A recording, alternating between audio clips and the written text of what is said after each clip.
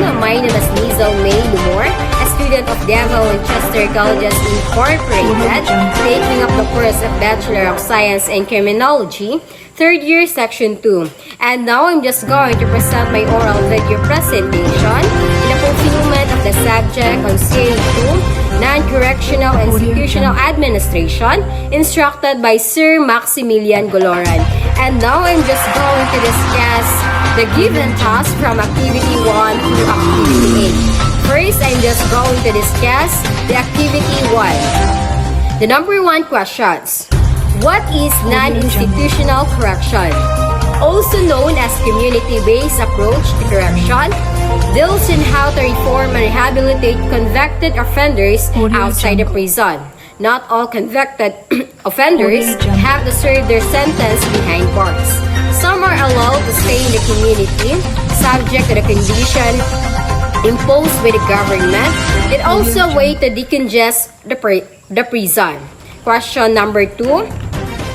What is the advantages of non-institutional correction? The advantages of non-institutional correction: the convict can still continue to support his family, avoid exposure to hardened criminal. The government spends much less when the offender is released on provision than if he is prison. Next is lessen overcrowding in prison. Next is the offender and his family are spared the embarrassment and dishonor of imprisonment. Number 3 question.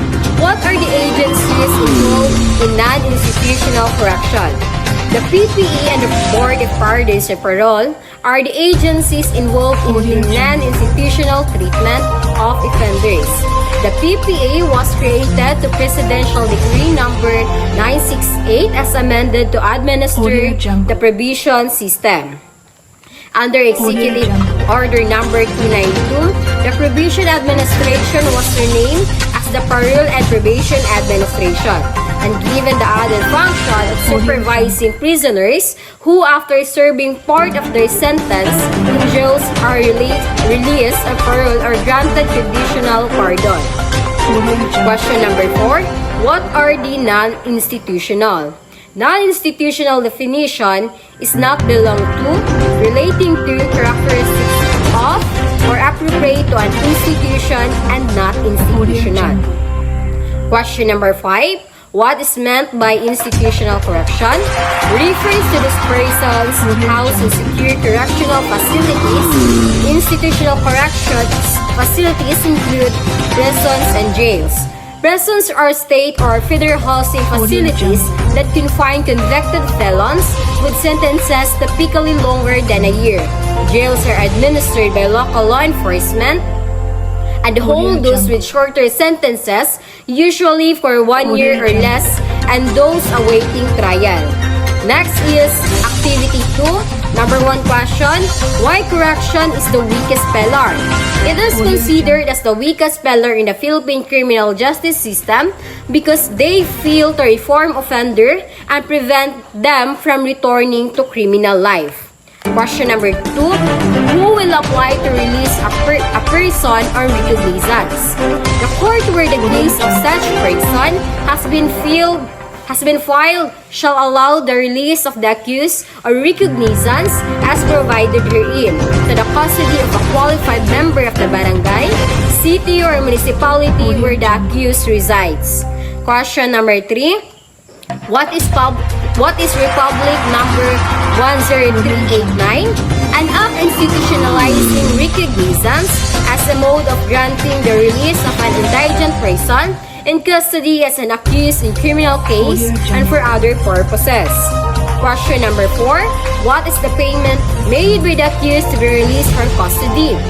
Bail is the money a defendant must pay in order to get out of jail. Also, bail is the security given for the release of a person in custody of the law, furnished by him or a bondsman, conditioned upon his appearance before any court, as required under the condition hereinafter specified. Bail may be given in the form of corporate surety, property bond, cash deposit, or recognizance. Question number 5.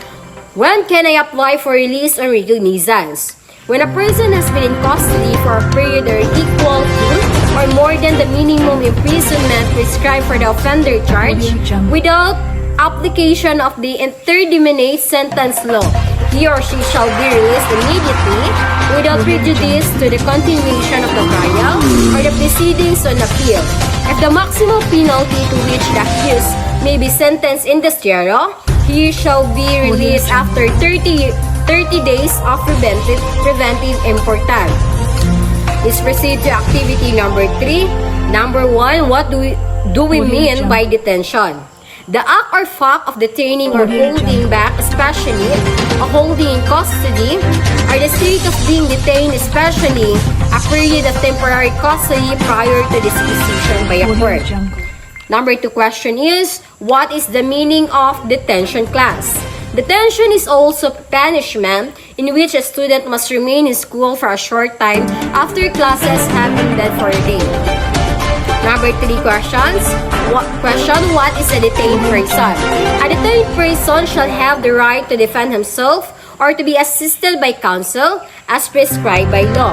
A detained person and his counsel, if any, shall receive prompt and full communication of any order of detention, together with the reasons therefor. Number 4 questions. What is the meaning of detention in your law? When a person is temporarily locked up until the court makes a final decision, the act of detaining or keeping back and withholding, the state of being detained, stopped or hindered, delay from necessity, confinement, restraint, and custody. Let's proceed to activity number 4. What is the difference between detention and jail? Generally, it can be said that jails are smaller facilities that usually belongs to the local county level authorities, even though there are still jails that are covered by state and federal control. Detention centers in general are larger facilities that are often regional to national scope or coverage. We say that the term detention center is really a broad name that pertains to a facility or place where persons are confined. Number 2 questions. What are types of detention? Detention is of 2 types, namely punitive and preventive. Punitive detention is to punish a person for an offense committed by him after trial and conviction in a court. Preventive detention, on the other hand, means detention of a person without trial and conviction by a court. Number 3 question. What does detention mean in jail? Detention mean in jail is the process whereby a state or private citizens lawfully holds a person by removing their freedom or liberty at the time. This can be due to pending or criminal charges preferred against the individual pursuant to a persecution or to protect a person or property. Being detained does not always result in being taken to a particular area or generally called a detention center, either for interrogation or as punishment for a crime. Number 4 questions. What is the purpose of detention? The purpose of assigned detention is to punish misbehavior. Therefore, the goal of detention is to reduce future occurrences of the behavior being punished. And now, let's proceed to activity 5. Number 1 question. What is temporary release from jail called? Parole is a form of conditional release, usually for longer term prisoners. If you are released on parole, your sentence is not over. Conditions are imposed in a parole order and continue to apply for the remaining time of your court-imposed sentence, or for life in the case of life sentence offenders. Number 2 question. What is temporary release of a person? Temporary release is the release of a prisoners from the custody of the Department of Correction while still serving a prison sentence. Number 3 question. How can prisoners be released? Offenders released from prison must stay supervised parole or assigned a parole agent in the community where the offender will be living. Also, offenders released from prison county level, supervision will be supervised by a local law enforcement agency. Number 4 question. Who decides when a prisoner is released? A person shall be released by the Bureau of Prisons on the date of the expiration of the prisoner's term of imprisonment, less any time credited toward the service of the prisoner's sentence as provided in subsection. Next, let's proceed to activity 6. Number 1 question is, what is executive clemency? It refers to the commutation of sentence, conditional pardon, and absolute pardon may be granted by the President upon recommendation of the Board. Number 2 question, who qualifies for executive clemency? In the processing of parole or executive clemency review, priority shall be given to PDLs or persons deprived of liberty who are already of old age, sickly or are suffering from terminal or life-threatening illnesses or with serious disability. Number 3 questions. What is executive clemency Philippines? Under the Philippine penal system, executive clemency refers to reprieve, absolute pardon, conditional pardon, with or without parole conditions, and commutation or reduction of sentence as may be granted by the country's president. Next is executive clemency a pardon?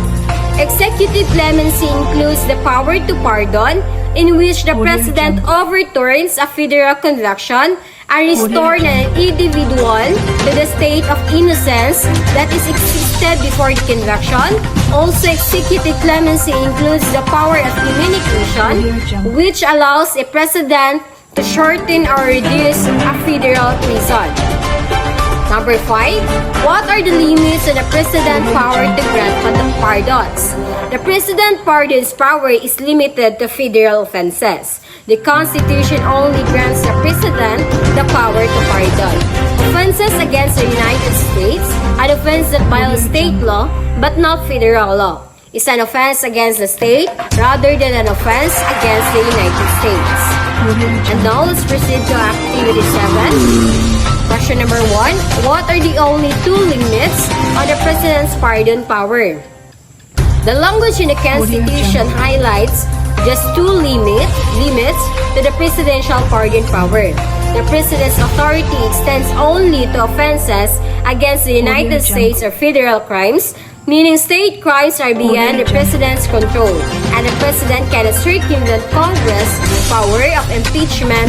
Beyond this, the President's power is restrained only within other constitutional limits. Question number 2. What are the conditions of pardon? Some conditions usually to be fulfilled by the person seeking the pardon must occur before the pardon takes effect. For instance, a pardon could be conditioned on helping the police solve a crime or locate a suspect. Some conditional pardons become void when a specified condition occurs, such as the former offender committing another crime. Number 3 questions. What are the rules of a presidential pardon? The President may not pardon person convicted for or accused of violating state or local laws. Through the power of commutation of sentence, the President may reduce or completely eliminate the prison sentences being served by persons convicted of federal crimes. Number 4 questions. What are the rules of a pardon? A pardon is an expression of the President's forgiveness and ordinarily is granted in recognition of the applicant's acceptance of responsibility for the crime and establish good conduct for a significant period of time after conviction or completion of sentence. It does not signify innocence. Last, activity number 8. Question number 1. What are the kinds of pardon? There are 2 kinds of pardon. First is absolute pardon. It is an absolute pardon when it is granted the chief executive without any conditions attached. Absolute pardon serves to wipe away the guilt of a pardonee and makes him innocent as if he has not committed in any crime. The second pardon is conditional pardon. It is conditional when it is granted by the chief executive subject to the conditions imposed on the recipient and accepted by him. Usually, the person has served a portion, at least half, of the minimum of his indeterminate sentence in prison. Number 2 question. How conditional pardon is given in the Philippines? The Philippine President has the power to grant a pardon as stated in Section 19, Article 7 of the 1987 Constitution. President Rodrigo Duterte has granted conditional pardon to 4 elderly prisoners and commuted the sentences of 23 others. The 27 prisoners who will initially regain freedom came from the list 127 inmates recommended by Justice Secretary for the executive clemency. The last question is, what is pardon example?